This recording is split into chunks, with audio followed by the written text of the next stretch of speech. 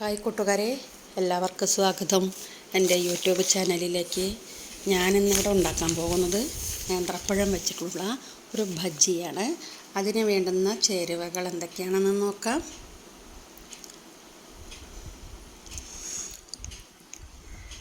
ഒരു കപ്പ് മൈദ 100 ഗ്രാമാണ് എടുത്തിരിക്കുന്നത്. ഒരു നേന്ത്രപ്പഴം, 2 ടേബിൾ സ്പൂൺ പഞ്ചസാര, ഒരു 1/2 ടേബിൾ സ്പൂൺ ബേക്കിംഗ് പൗഡർ, ഒരു നുള്ള മഞ്ഞൾപ്പൊടി, പിന്നെ ഒരു 3 ഏലക്കായ പൊടിച്ചത്. അതിലേക്ക് വേണ്ടത് പിന്നെ തേങ്ങാപ്പാലാണ് ഇത് മിക്സ് ചെയ്യുന്നത്. അതിന് ഒരു 3 ടേബിൾ സ്പൂൺ തേങ്ങ മിക്സിയിലിട്ട് അതിൽ നിന്നും തേങ്ങാപ്പാൽ ഒഴിച്ചു കൊടുക്കുന്നുണ്ട്. ശേഷം നമ്മൾക്ക് മഞ്ഞൾപ്പൊടിയും പഞ്ചസാരയും ഇട്ട് നന്നായിട്ട് അതിനെ ഇളക്കി യോജിപ്പിച്ച് എടുക്കാം.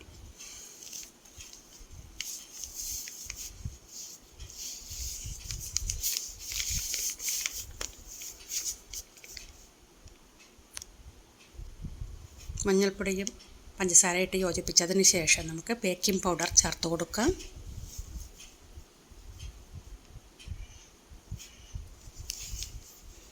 പഞ്ചസാര ചേർത്ത് കൊടുത്തിട്ടുണ്ട്. വീണ്ടും നന്നായിട്ട് ഇളക്കി പഞ്ചസാരയും ബേക്കിംഗ് പൗഡറും എല്ലാം ഒരുപോലെ മിക്സായി വരുന്നത് വരെ ഇളക്കി കൊടുക്കാം. ആ സമയം കൊണ്ട് നമുക്ക് പഴം നുറുക്കി വയ്ക്കാം. 4 മുറിച്ച് ചെറിയ കഷ്ണങ്ങളാക്കി മുറിച്ച് വയ്ക്കാം. ഇനി നമുക്കതിനകത്തേക്ക് മൈദ കുറേശ്ശെ ഇട്ട് ഇളക്കി ബാറ്റർ തയ്യാറാക്കാം.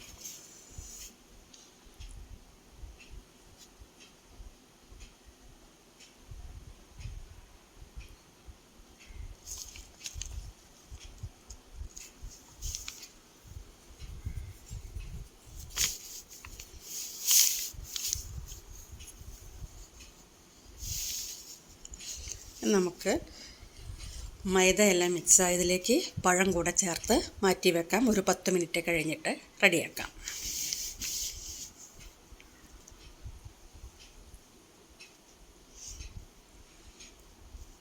കൂട്ട് റെഡിയായി അടച്ചു വെച്ചിട്ടുണ്ട്. ഇപ്പോൾ 10 മിനിറ്റ് ആകുമ്പോഴേക്കും നമുക്ക് ചീനച്ചട്ടി വെച്ച് കത്തിച്ച് വെളിച്ചെണ്ണ ഒഴിച്ച് അതിലേക്ക് നമുക്ക്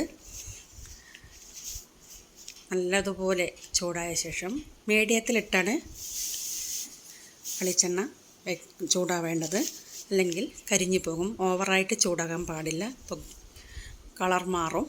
അതുകൊണ്ട് കുറേശ്ശെയായിട്ട് നമുക്കിനി ഇതിനെ സ്പൂണ് കൊണ്ട് കോരി ഒഴിച്ച് ഇളക്കി ഒന്ന് തിരിച്ചും മറിച്ചും ഇട്ട് കൊടുത്ത് പഴത്തിനെ പൊരിച്ചെടുക്കാം.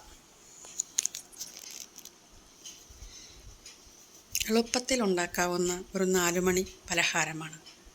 2 വശവും തിരിച്ചിട്ടിട്ട് നമുക്കതിനെ ഒരു ഗോൾഡൻ കളർ ആകുന്നത് വരെ നോക്കാം.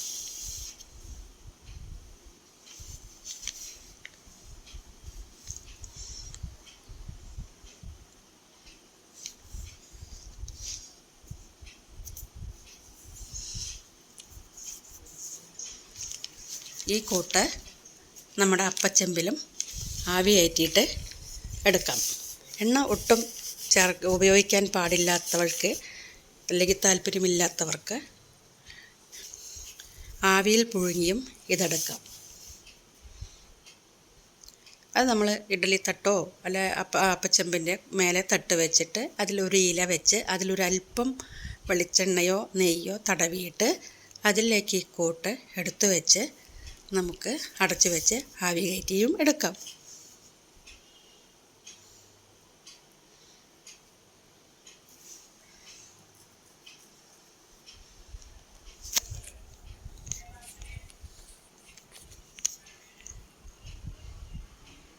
കുട്ടികൾക്കും മുതിർന്നവർക്കും നല്ലതുപോലെ ഇഷ്ടപ്പെടുന്ന ഒരു സ്നാക്കാണ് ഈ 4 മണി പലഹാരം. പഴം വെച്ചിട്ടുള്ള ഒരു ബജിയാണ് ഉണ്ടാക്കിയിരിക്കുന്നത്.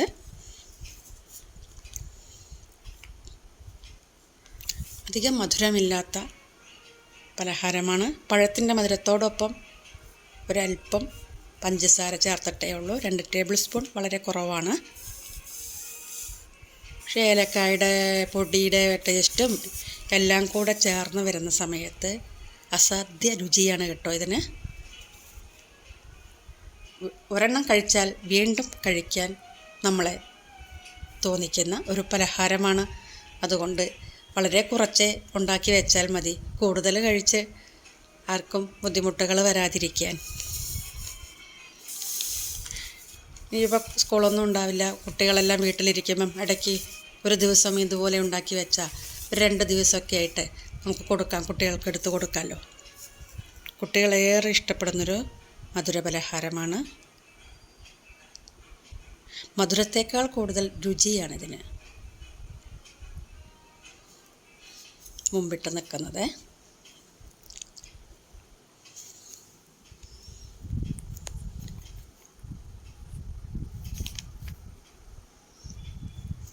ഇങ്ങനെ നമുക്ക് കുറേശ്ശെ ആയിട്ട് വെളിച്ചെണ്ണയിലേക്കിട്ട് വറുത്തു കോരി മാറ്റി വയ്ക്കാം. ഗോൾഡൻ ബ്രൗൺ ആയിക്കഴിഞ്ഞാൽ കാണാനും ഭംഗി, ഷെയ്പ്പൊന്നുമില്ലയെന്ന് മാത്രമേ ഉള്ളൂ.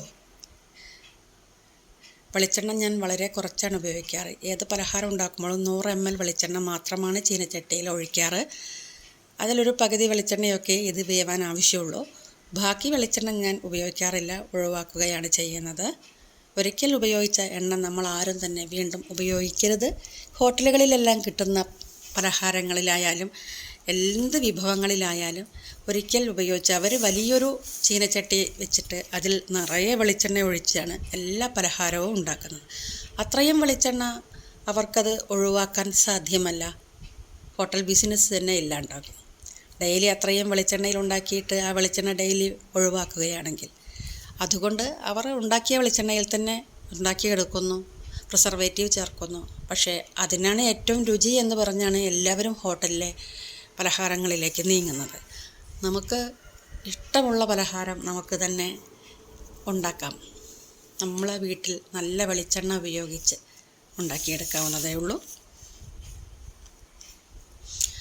ഇത്രയും വറുത്ത് കോരി കഴിഞ്ഞപ്പം ഒരു 100 ഗ്രാം മൈദയും ഒരു പഴവും ചേർത്ത് മറ്റ് ഇൻഗ്രീഡിയൻസൊക്കെ വളരെ കുറഞ്ഞ അളവിൽ ചേർത്തിട്ടാണ് ഉണ്ടാക്കിയിരിക്കുന്നത്. ഒരു പ്ലേറ്റ് നിറയെ പലഹാരം റെഡിയായിട്ടുണ്ട്. നല്ല ഗോൾഡൻ ബ്രൗൺ കളറിൽ തന്നെയാണ് ഇത് കാണുന്നത്. വളരെ ടേസ്റ്റിയായ ഗുണകരമായ നല്ലൊരു പലഹാരമാണ്.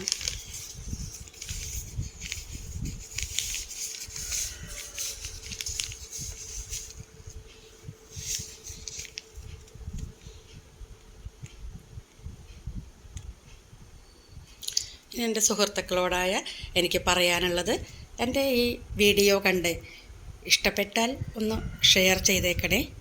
നിങ്ങളുടെ സുഹൃത്തുക്കളിലേക്കെല്ലാം എൻ്റെ വീഡിയോ ഒന്ന് ഷെയർ ചെയ്യുക. അതോടൊപ്പം തന്നെ സബ്സ്ക്രൈബ് ചെയ്യാൻ പുതിയതായിട്ട് കാണുന്ന എല്ലാവരും ഒന്ന് സബ്സ്ക്രൈബ് ചെയ്തേക്കുക. നിങ്ങളോടൊപ്പം എന്നെയും കൂട്ടുക. ഒരു ചെറിയ സഹായമാകും എനിക്കും. ഓരോ സബ്സ്ക്രൈബേഴ്സ് തരുന്ന സന്തോഷവും സ്നേഹവുമാണ് ഞാൻ വീണ്ടും മുന്നോട്ട് പോകുന്നത്. അപ്പോൾ സബ്സ്ക്രൈബ് ചെയ്യാൻ മറക്കല്ലേ. അങ്ങനെ ഒരു പ്ലേറ്റ് നിറയെ നമ്മുടെ ഗോൾഡൻ കളറിലുള്ള പഴ ബജ്ജി റെഡിയായി കഴിഞ്ഞു. ഇനി നമുക്ക് 2 ചായയും കൂടെ ഉണ്ടാക്കി കുടിക്കാം. ചായയ്ക്കൊപ്പം ഇത് കഴിക്കാം. അപ്പോഴേക്കും ഇതൊന്ന് ചൂടാറി നിൽക്കും. അപ്പോൾ താങ്ക് യു ഫോർ വാച്ചിങ്.